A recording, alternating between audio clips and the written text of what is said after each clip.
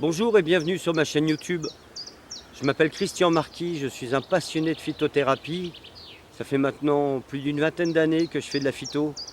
J'ai créé un petit jardin il y a maintenant 2 ans et j'aimerais aborder avec vous chaque mois une plante différente pour vous expliquer leurs vertus, les préparations à faire pour nous aider dans tous les petits maux quotidiens. Je vais vous montrer le jardin, c'est le début, c'est le printemps. Donc le démarrage ne débute que maintenant. Donc voilà, on va faire un petit tour, je vais vous montrer.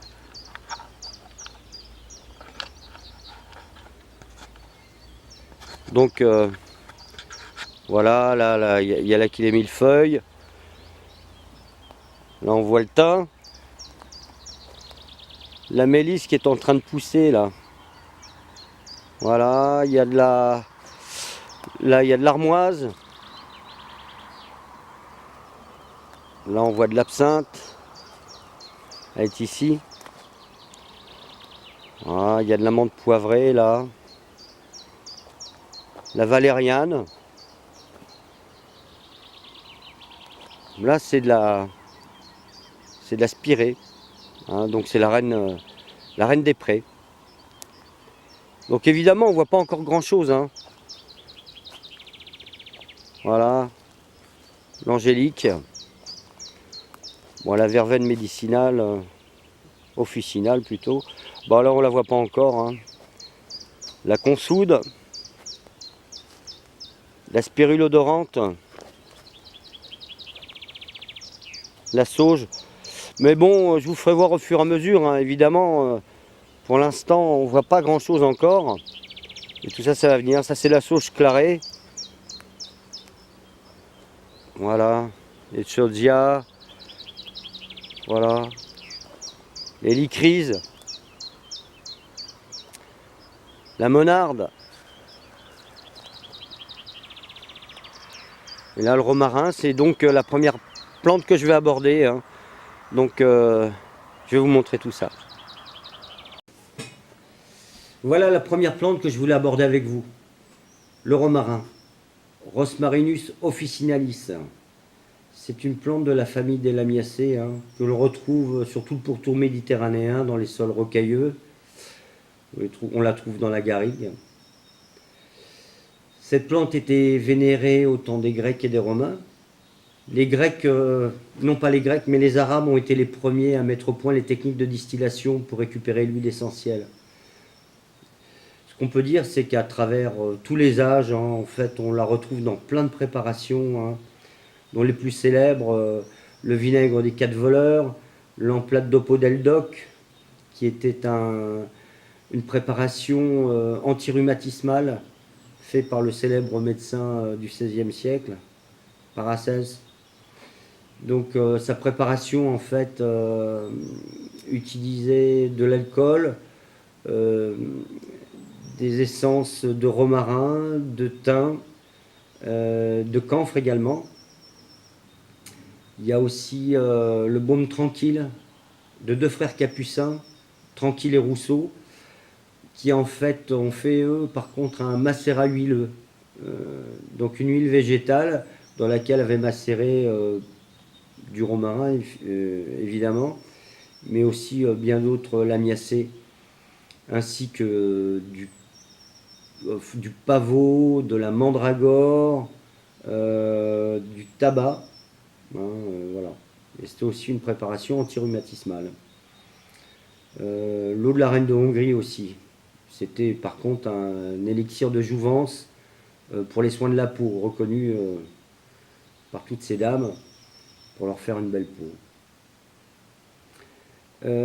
Quoi dire de sinon que c'est une plante hépatobiliaire, donc elle est très bénéfique pour le foie. Elle va stimuler la sécrétion de la bile également. Elle est bonne pour la circulation. Et en cas de fatigue intellectuelle, c'est un bon remontant.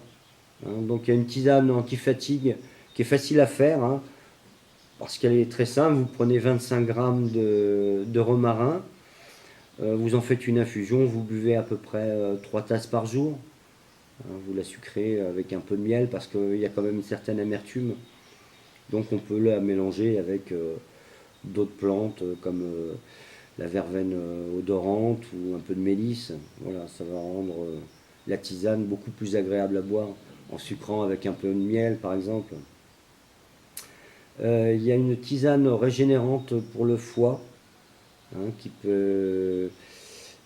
est faite avec 25 grammes de romarin, 25 grammes de feuilles d'artichaut et 25 grammes de racines de réglisse. Attention à la réglisse, hein. C'est une plante hypertensive. Donc pour tous les gens qui ont des problèmes cardiaques, même rénaux, en cas de tension, évitez la réglisse, hein, à forte dose. Il est peu recommandé. L'huile essentielle peut être toxique, neurotoxique, hein, il ne faut pas l'utiliser en usage interne. Sinon, il y a une lotion capillaire qui est aussi intéressante, hein, pour les gens qui veulent de beaux cheveux. Hein, stimule le cuir chevelu en fait, stimule la microcirculation du cuir chevelu. Il y a une préparation qui peut être faite avec du vinaigre de cidre, de la racine de bardane. Vous prenez 60 grammes de romarin, 60 grammes de racines de bardane, 25 grammes 60 grammes de racines d'ortie. Hein, vous faites macérer tout ça dans du vinaigre, vous attendez une quinzaine de jours, vous filtrez, et ensuite vous pouvez utiliser cette lotion en frictionnant le cuir chevelu, ce qui permettra une repousse des cheveux. Sinon, c'est une plante facile à reproduire, hein. Vous voyez, là j'ai coupé tout à l'heure dans le jardin une bouture d'une dizaine de centimètres. J'ai pris cette bouture déjà ramifiée, ce qui fait que dès qu'elle va repousser, ça me permettra d'avoir déjà un départ et une plante beaucoup plus touffue. Donc le mélange de substrat, il faut un mélange qui retienne un peu l'eau, un peu rétenteur d'eau. Donc voilà. Une fois coupée cette plante, ben, vous la plantez simplement. Vous pouvez mettre une hormone de bouturage ou prendre de jeunes bourgeons de ronces